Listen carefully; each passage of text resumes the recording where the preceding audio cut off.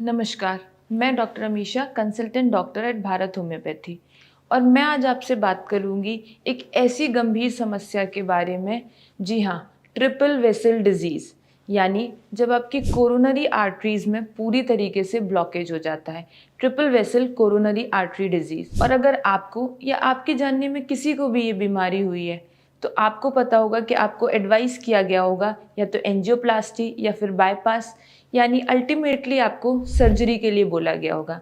लेकिन मैं आज आपको बताऊंगी कि इस बीमारी में होता क्या है, ये कैसे होती है और कैसे आप इससे बचाव कर सकते हैं। और सबसे ज़रूरी बात कि अगर आपको सर्जरी के लिए बोला गया है तो आप कैसे सर्जरी से बच सकते हैं। तो सबसे पहले अगर आपको इसके बारे में जानना है तो आप इसके नाम से ही समझिए, ट्रिपल वेसल डिजीज़। ट्रिपल यानी कि 3, वेसल यानी कि हमारे जो खून की नलियां हैं। तो 3 खून की नलियां जो हमारे हार्ट तक ब्लड को सप्लाई करती हैं, यानी खून को पहुंचाती हैं। अगर उनमें कहीं रुकावट आ जाती है तो आपका जो हार्ट है वहां तक ब्लड सप्लाई नहीं हो पाता, जिसकी वजह से आपको ये बीमारी होती है। अब अगर बात करें कि ये कौन सी खून की नलियां हैं, तो आपका जो हार्ट है उसमें कोरोनरी आर्टरीज होती हैं, जो कि 3 तरीके की होती हैं। Left anterior descending artery, left circumflex artery और राइट कोरोनरी आर्टरी। ये तीनों बहुत ही ज़रूरी आर्टरीज होती हैं जो आपके हार्ट को सप्लाई करती हैं। लेकिन अगर इनमें से किसी में भी ब्लॉकेज आ जाए तो आपके हार्ट तक ब्लड सप्लाई नहीं हो पाता है और आपका हार्ट काम नहीं कर पाता है। लेकिन अब अगर मैं इस बीमारी की बात करूं तो इसमें आपकी ये तीनों आर्टरीज में एक साथ ब्लॉकेज आ जाता है।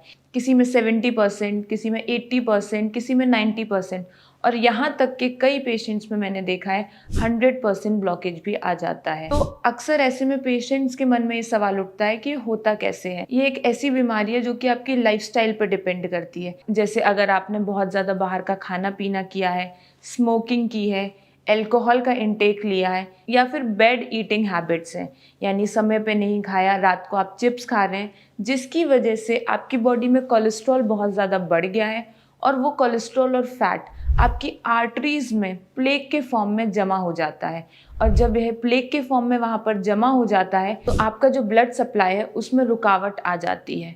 इसके कई लक्षण होते हैं, जैसे चलते टाइम सांस फूलना, छाती में दर्द महसूस होना, ठंडे पसीने आना, कोई भी काम करने की इच्छा नहीं होना, और यहाँ तक कि आपके छाती का जो दर्द है वो आपके पूरे लेफ्ट आर्म में जा सकता है, आपके बैक में जा सकता है और आपके जबड़ों तक ये दर्द फैल सकता है।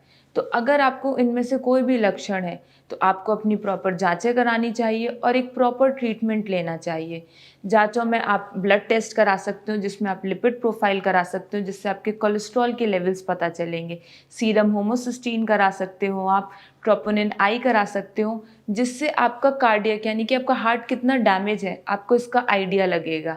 इसके साथ साथ सीटी एंजियोग्राफी, जो आपको बताता है कि आपके हार्ट में कितना ब्लॉकेज है, ये टेस्ट आप करा सकते हो, जिससे आपको आइडिया लगेगा कि आपको ये सिम्टम्स आ क्यों रहे हैं। अब आते हैं हम सबसे ज़रूरी बात पर, इसका ट्रीटमेंट। जैसा कि मैंने शुरुआत में ही आपको बताया था कि ऐसे केसेस में आपको सर्जरी एडवाइस करी जाती है, लेकिन मैंने अक्सर देखा है कि जिन पेशेंट्स ने सर्जरी करा ली है उन्हीं को बार बार ये डिजीज़ हो रही है, और एक बार सर्जरी के बाद उनको दोबारा एडवाइस करा गया है कि वो दोबारा सर्जरी करा लें।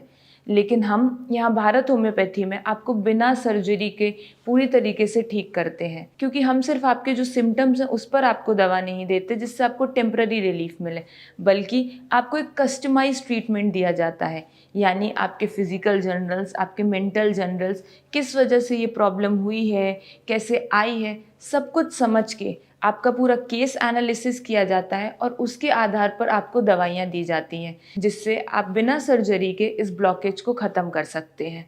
तो अगर आपको ये वीडियो हेल्पफुल लगा हो तो लाइक करें, शेयर करें और सब्सक्राइब करें हमारे चैनल को। और अगर आपको या आपके जानने में किसी को भी ये तकलीफ़ है तो आप मुझे कंसल्ट कर सकते हैं और मेरी टीम को कॉन्टैक्ट कर सकते हैं। अगर आपको कोई भी क्वेरी है तो आप कमेंट सेक्शन में पूछ सकते हैं। Thank you.